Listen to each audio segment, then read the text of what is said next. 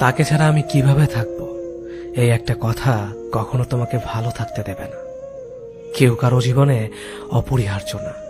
এই সহজ কথাটা যতদিন তুমি না বুঝতে পারবে, ততদিন তুমি ভালো থাকতে পারবে না। সময় সবকিছু বদলে দেয়।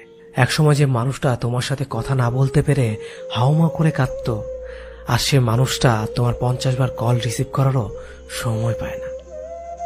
একসময় যে মানুষটা সারা রাত জেগে কথা বলার জন্য অনুরোধ করত, আজ তার খুব সহজে ঘুম চলে আসে। একসময় যে মানুষটা তুমি না খেলে খেত না, আজ তার সময় হয় না তোমার কাছে জানতে চাইবার তুমি খেয়েছো কিনা। একসময় যে মানুষটা তোমাকে ছাড়া 1 মিনিটও চলে না বলে শক্ত করে জড়িয়ে ধরত, আজ সেই মানুষটা 1 সপ্তাহ পরেও যোগাযোগ করার সময় পায় না। একসময় যে মানুষটা তোমার সবকিছু ভালো লাগতো, আজ সেই মানুষটার তোমার ভালো জিনিসগুলো অসহ্য লাগে। সময়ের সাথে সাথে পছন্দের মুখটা অপছন্দ হয়ে যায়। সময়ের সাথে সাথে প্রিয় মানুষটাও অপ্রিয় হয়ে যায়। সময়ের সাথে সাথে প্রিয় অভ্যাসগুলো অপ্রিয় হয়ে যায়। শুধু সময়ের সাথে সাথে ভালোবাসাটা ভুলে যাওয়া যায় না। ভালোবাসা ভুলে যাওয়ার দরকার নেই। শুধু যে মানুষটা এত সহজে বদলে গিয়ে সব স্মৃতি, কমিটমেন্ট, আবেগ, অনুভূতি, ভালোবাসা ভুলে গেল, তাকে মনে করে আর কষ্ট পাবে না। ভুলে থাকার চেষ্টা করো, দেখবে একদিন মনটা ঠিক শক্ত হয়ে যাবে। যেমন লোহাকে বারবার আগুনে পুড়িয়ে আঘাত করে করে ধারালো অস্ত্র বানানো হয়, তুমি ঠিক তেমন আঘাতে আঘাতে ধারালো অস্ত্র হয়ে যাবে।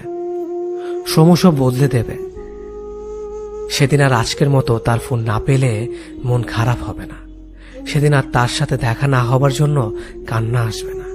সেদিন প্রতারকটাকে কৃতজ্ঞতা জানাবে, কারণ সে তোমাকে ঠকিয়েছে বলেই তুমি এতটা শক্ত হতে পেরেছ।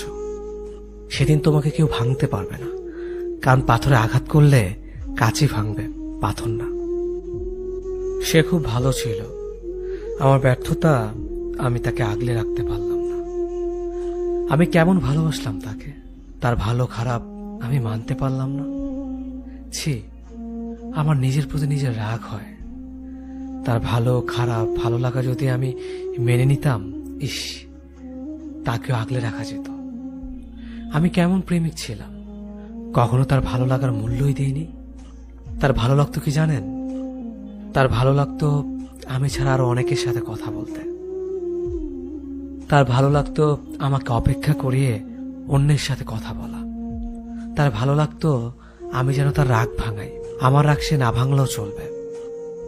তার ভালো লাগতো ছেলে বন্ধুর সাথে খুব খারাপ ভাবে কথা বলা। তার ভালো লাগতো সবাইকে